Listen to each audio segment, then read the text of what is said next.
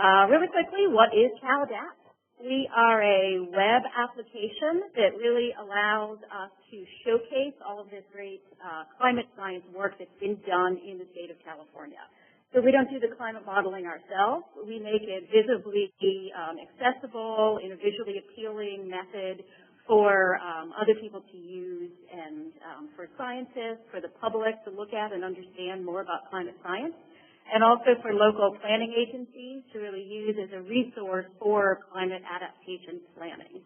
We don't have time today to do a full demo of the website, but we will have a poster and a computer available during the poster session, and we can demo some of the website if you haven't seen it before. So stop on by. What is our mission? We are providing diverse audiences with a means of understanding the local relevance and implications of climate change.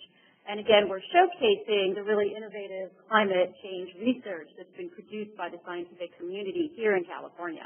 And I'll talk a little bit more about our various users in a few minutes.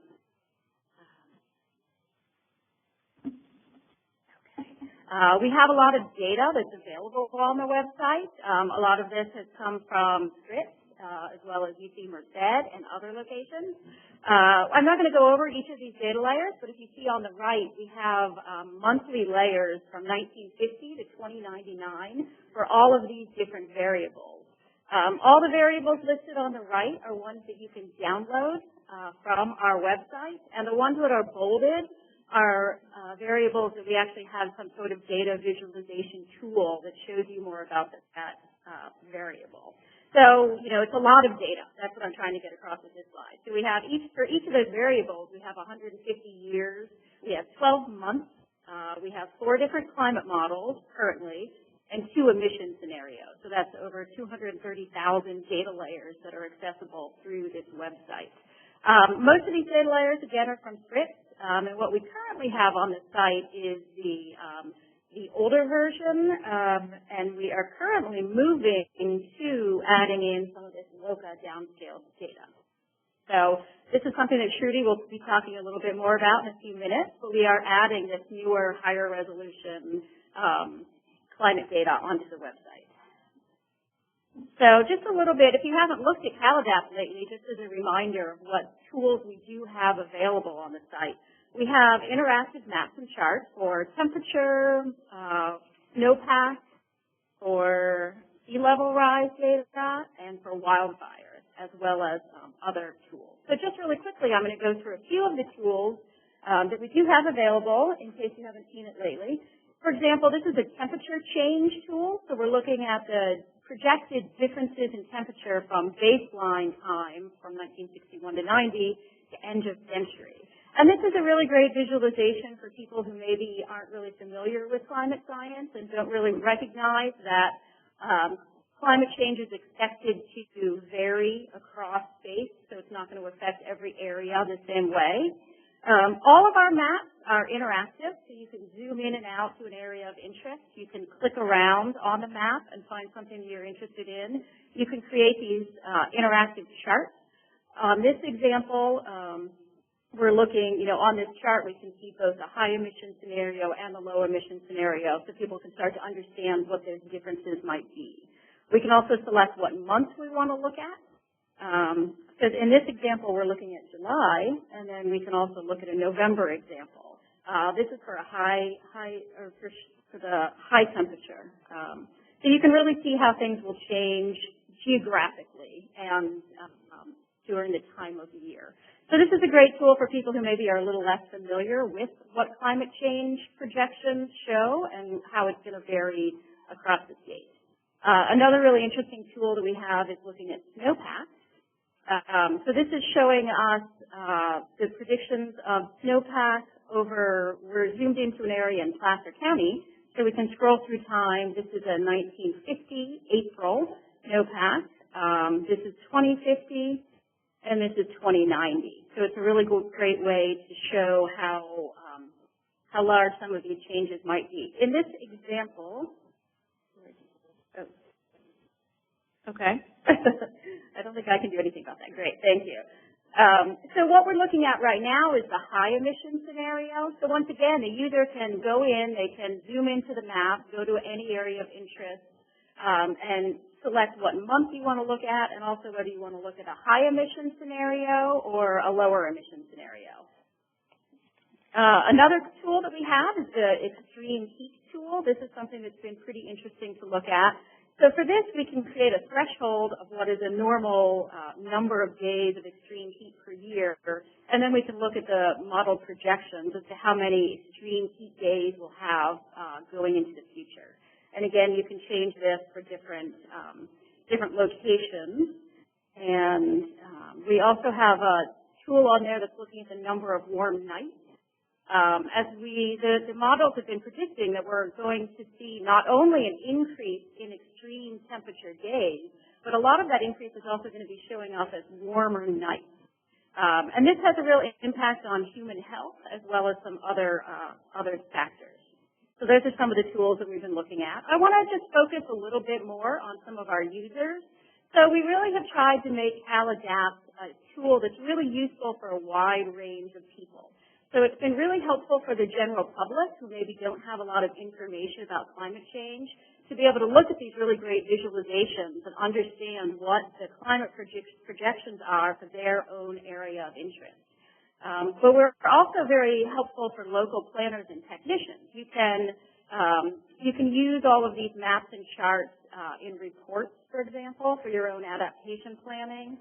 And that's been something that's used a lot. And we're also adding in more information to help people with their planning efforts. And it's also useful for the scientific community. You can download the primary data sources from our website. We allow access to the data in a GeoTIFF format. A lot of the climate models come in a net PDF, and it's a little bit hard to work with that data, so we made it easier for the research community to access some of this data.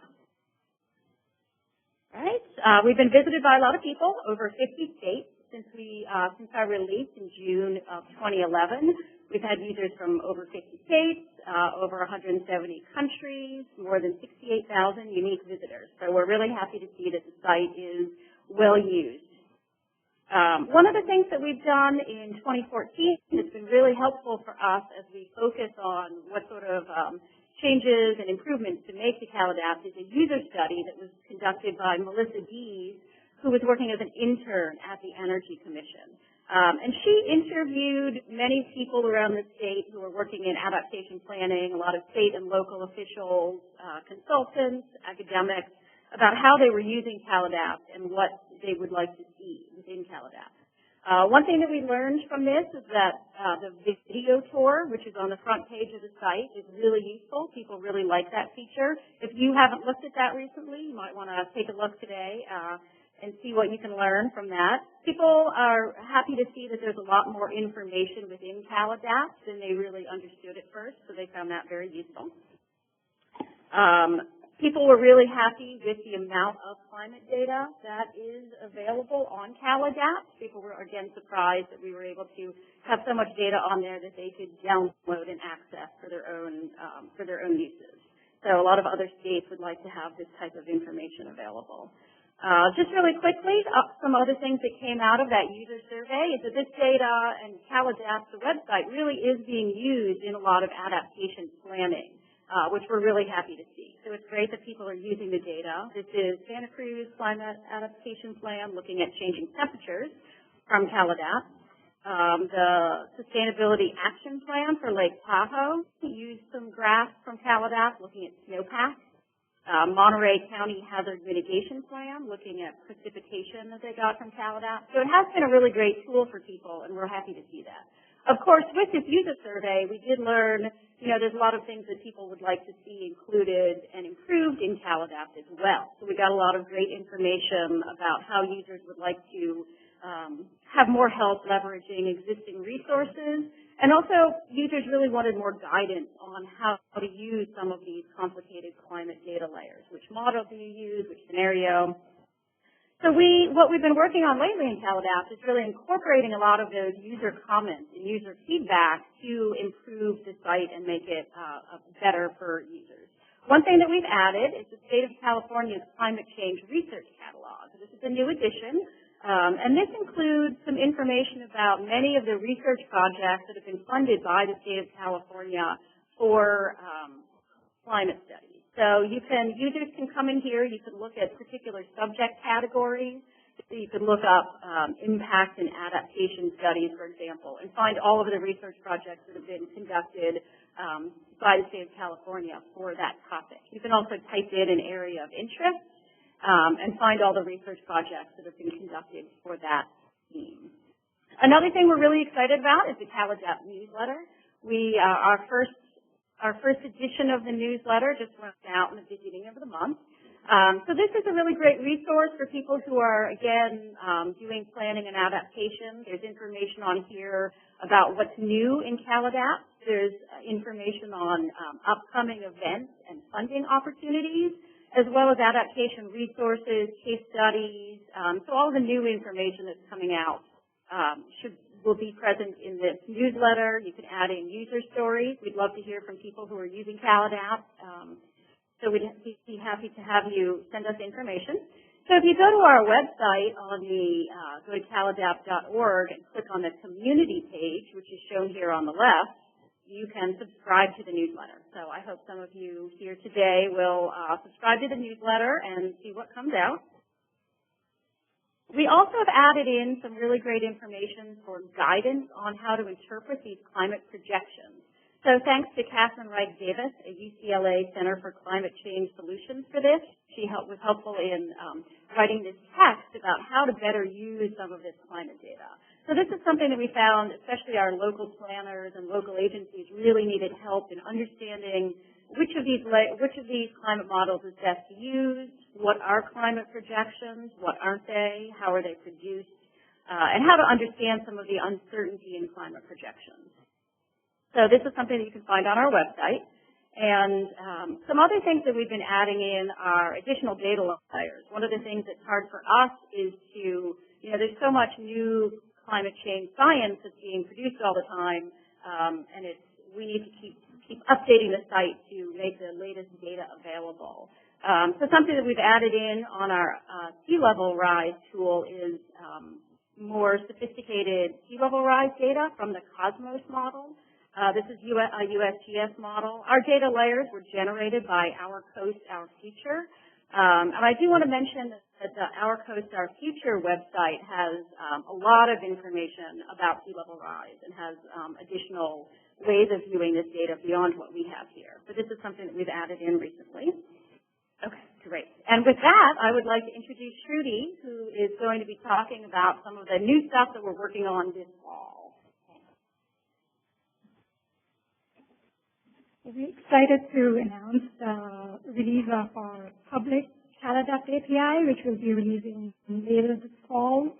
We've always had an internal API that we use for our data visualizations, but we feel developing this public API is a much more valuable service that we can provide because having a public API allows other organizations to build domain-specific tools on top of the climate data. And climate change is a really complex issue. There's a single organization cannot produce all the tools or that you'd need to do climate research and analysis. So, for example, you saw the extreme heat tool earlier, and that uses the daily climate data, but it uses temperature thresholds for public health. Let's say if you wanted to develop a tool for the agricultural sector to look at maybe growing degree days, you could use the API to develop your own tools using your own thresholds and algorithms. So what does the API provide? The API will provide dynamic temporal aggregation of time series data, because you can calculate, dynamically calculate yearly and monthly averages from the daily data, averages or max or means and other statistical functions. It also provides spatial aggregation by counties, climate regions, watersheds, census tracts, and legislative districts. And data, you can get data from the API in different formats like GeoJSON or CSV or even our GeoText. It's still a work in progress. We are uploading the new LOCA data currently, and also working on, figuring out the best way to store this data on the server so we get good performance. What the API, we will build our new tools on top of this API, but what it also allows is for you to develop your own applications, whether you're using, doing a JavaScript program or CartoDB or downloading, access the data in a desktop GIS software, or you're working on collaborative platforms like databases. Just a brief overview of the open source architecture. Our API is built on the Django REST framework, and it's deployed on Amazon. I won't go into details on this slide. If you're interested in it, please come and talk to us later. Some of the new data that we're adding in is the LOCA downscale Phoenix data. We will have the daily resolution data available through this API.